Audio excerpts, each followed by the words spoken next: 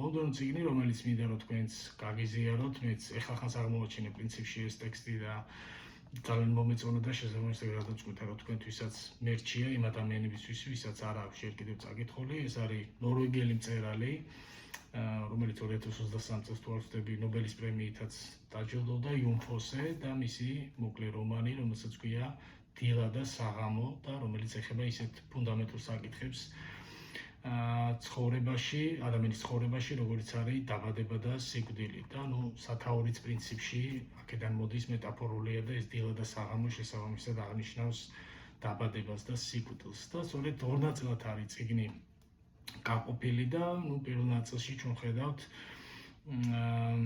მშობიარობის პროცესს, როგორ ესწრება მამა და მამის თავში და ცნობიერებაში მიმდინარე ფიქრებს, განცდებს, ემოციებს და იმ შიშებს და იმედებს, რაც შეიძლება ახლდეს ზოგადად ახალი სიცოცხლის დაბადებას და შემოსვლას მატერიალურ სამყაროში. სწორედ ამ პროცესს ხედავთ ჩვენ წიგნის პირველ ნაწილში და აი მამის ფიქრები და განცდები არის აქ წინ წამოწეული წინა პლანზე და მას აქვს ისეთ საკითხებზე ფიქრები, როგორიც არის დაბადება და სიკვდილი, ზოგადად ღმერთის არსებობა და ასე შემდეგ, ეს ეგზისტენციალური საკითხები აწუხებს აი მთავარი გმირის მამას და ნაჩვენებია მის დამოკიდებულება ისეთ საკითხებთან მიმართებაში, როგორც არის ღმერთის არსებობა, ღმერთის ყოვლის შემძლეობა ზოგადად და ის თვლის, რომ ღმერთი არსებობს, თუმცა ის არსებობს ძალიან შორს, დამავდროულად ძალიან ახლოს, შეიძლება ითქვას ჩვენში არსებობს ღმერთი, ასეთი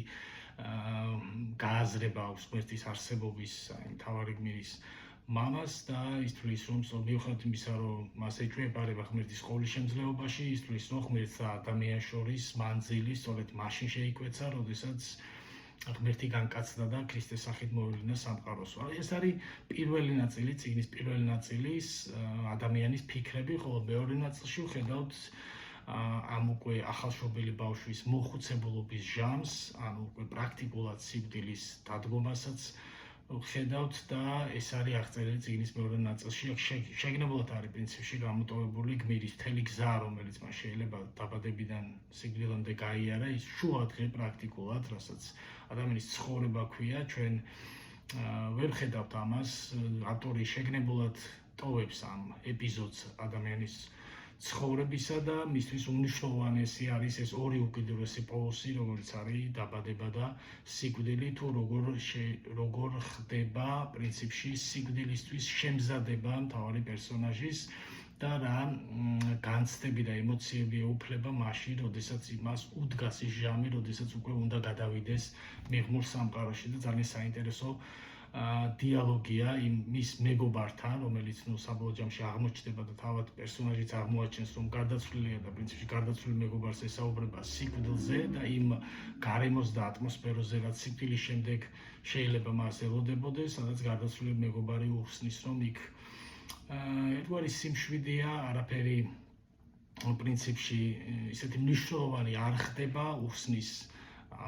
მის მეგობარს, რომ ეს არის სივრცე, სადაც უბრალოდ სხეულები და სიტყვებიც კი არ არსებობენ და რაღაცნაირად ახდენს შემზადებას თავისი მეგობრის სიკვდილისთვის. ეს არის ძალიან სევდიანი ტექსტი ერთის მხრივ, თუმცა ძალიან შემამსუბუქებელიც რაღაც თვალსაჩინით იმ ადამიანებისთვის, ვისაც შეიძლება აწუხებდეს ეს ფიქრები, როგორიც არის სიკვდილი, ანუ სიკვდილის შიში, ვისაც შეიძლება აწუხებდეს, ჩემი აზრით ძალიან მნიშვნელოვანი ტექსტია იმისთვის, რომ რაღაცნაირად დააკომპენსიროს და გაანეიტრალოს ის შიში, რომელიც შეიძლება ადამიანს ჰქონდეს სიკვდილის მიმართ, იმდენად ნატიფი ენით, რაღაცნაირად ისეთი სტრუქტურა აქვს ზოგადად ტექსტსაც, რომ დიალოგები ხშირად მეორდება, სიტყვები ერთი და იგივე სიტყვები ხშირად მეორდება და შეგნებულად არის ბუნებრივად გაკეთებული მწერლის მიერ, რაღაც თვალსაჩინით ლოცვის და მედიტაციის ფორმას აძლევს ტექსტს და რაღაცნაირად დამამშვიდებლების ეფექტიც კი მოაქვს, შეიძლება ითქვას. ასე რომ ძალიან კარგი ტექსტია, ძალიან ღრმად ფილოსოფიური და სევდიანი ტექსტია, თუმცა კიდევ ერთხელ შემიძლია გავიმეორო, რომ მართლაც არის რაღაც თვალსაჩინით შემამსუბუქებელი განცდის მომცემი იმ ადამიანებისთვის, ვისაც შეიძლება სიკვდილის შიში აწუხებდეს. ყველას გირჩევთ, ვისაც არ აქვს წაკითხული და გთხოვთ რომ დაალაიქოთ, დააკომენტაროთ ვიდეო და გამოიწეროთ არხი.